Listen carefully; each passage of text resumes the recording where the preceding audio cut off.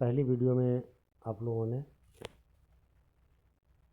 पाठ्यक्रम के बारे में जानकारी प्राप्त की, जिसमें गद्य काव्य, संस्कृत दिग्दर्शिका, नाटक जो कि विष्णु प्रभाकर का है, कुआसा किरण, कथा भारती की कहानियाँ, व्याकरण के अंतर्गत रस, छंद, अलंकार, मुहावरे, लोकोक्ति, संस्कृत भिन्नार्थक शब्द, वाक्यांश के लिए एक शब्द, संधि, अनेकार्थी शब्द आदि आप लोगों ने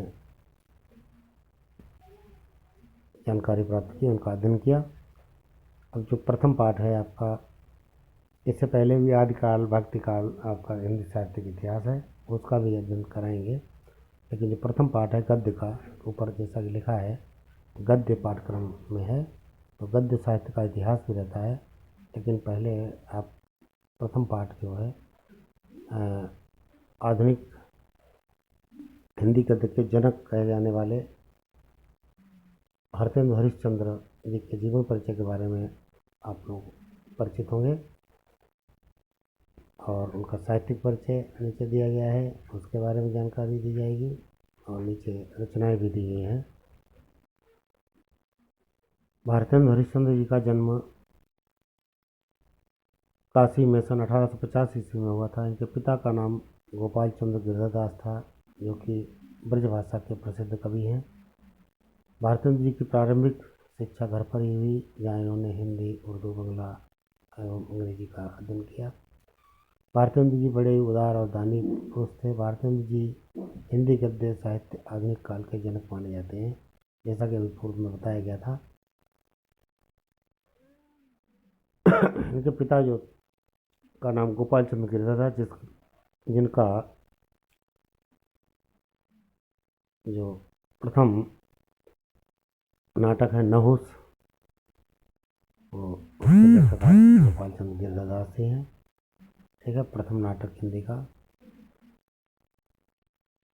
आपके प्रसिद्ध कवि, नाटककार, निबंध लेखक, संपादक और समाज सुधारक के रूप में है। सन 1850 ईस्वी में रोग के कारण मात्र 35 वर्ष की अवस्था में ही, अल्पायु में ही आपका स्वर्गवास हो गया था।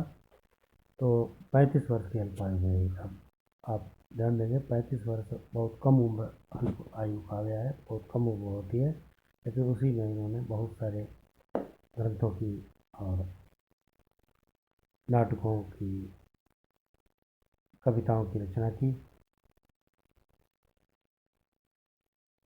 अपने से इस छोटे से जीवन में ही इन्होंने हिंदी की जो सेवा की है, इसके लिए हिंदी साहित्य जगत उनका सदैव ऋणी रहेगा।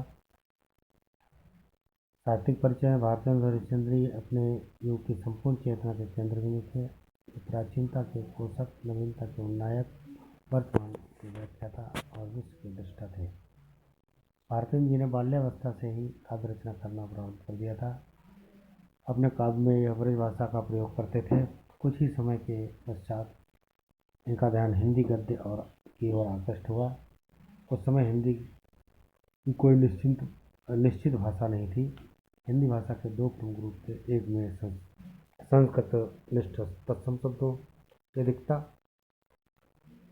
तत्सम शब्द आप लोग जानते हैं, जो संस्कृत से निकले हुए शब्द शुद्ध शब्द होते हैं, उन्हें तत्सम शब्द कहते हैं। तब दूसरे में उर्दू फारसी के शब्दों का प्रयोग किया जाता था।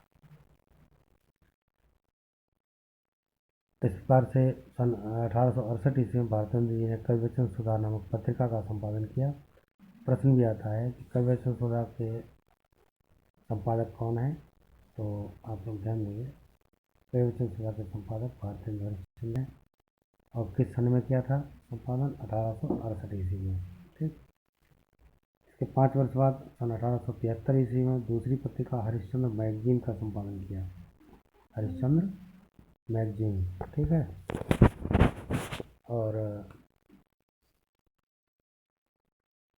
इसके बाद सन 1888 से भारतेंदु की उपाधि से सम्मानित किया गया, जिसे पत्रकारों ने सम्मानित किया था।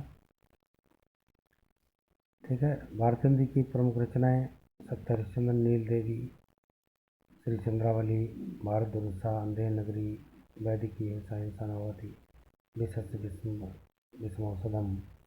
आपके पाठ्यक्रम में जो दिया गया है वो भारत वर्षोन्नत कैसे हो सकती है, वह दिया गया है। सती प्रताप प्रेम जोगिनी,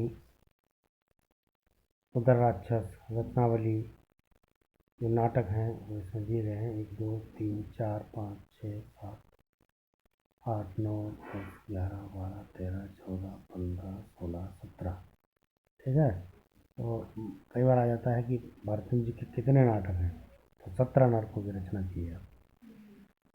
उसमें आता है विकल्प में 15 16 17 18 17 नाटक। निबंध सुलोचना, मदालसा, दिल्ली दरबार दर्पण, लीलावती।